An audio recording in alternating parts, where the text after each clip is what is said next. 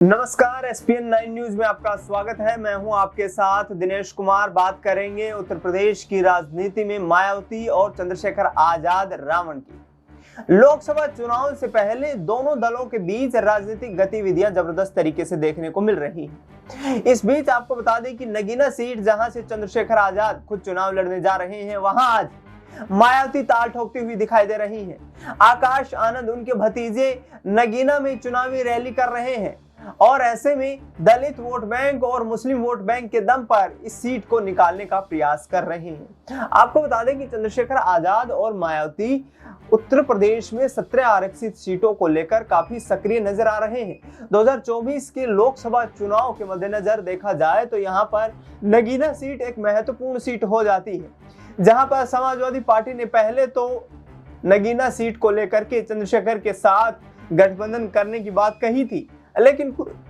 दिनों के बाद यहाँ पर जिस तरीके से मना करते नजर आए थे यहाँ पर अखिलेश यादव, और उन्होंने कहा था कि हम सभी 63 सीटों पर चुनाव लड़ेंगे, हमारा गठबंधन उत्तर प्रदेश में सिर्फ कांग्रेस पार्टी के साथ रहेगा। ऐसे में नगीना सीट को लेकर उन्होंने पूर्व जज को मैदान में उतार दिया है। ऐसे में अब ये देखना होगा कि मायावती और चंद्रशेखर आजाद जिस दलित वोट बैंक, जिस मुस्लिम वोट बैंक के दम के ऊपर चुनावी ताल ठोकते हुए नजर आ रहे हैं, क्या लोकसभा चुनाव में उस वोट का बैंक का बिखराव नहीं होगा? क्या लोकसभा चुनाव में यदि दोनों एक साथ चुनाव में नहीं उतरते हैं और अलग अलग चुनावी ताल ठोकते नजर आते हैं, तो क्या भारतीय जनता पार्टी को इसका सीधा फायदा नहीं होगा?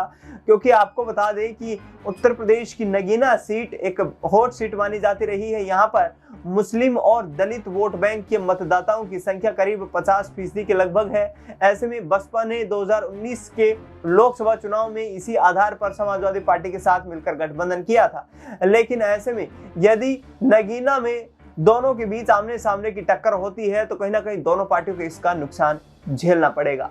ऐसे में अखिलेश यादव ने जिस तरीके से जो फैसला किया है वो कहीं ना कहीं उनके लिए काम करता हुआ नजर आ सकता है। और अब देखना ये होगा कि क्या लोकसभा चुनाव में नगीना सीट को लेकर मायावती और चंद्रशेखर एक दूसरे के आमने सामने दिखाई देंगे। फिलहाल इस खबर में इतना ही। देश दुनिया की तमाम बड़ी खबरों के लिए आप देखते रहिए एसपीएन 9 न्यूज।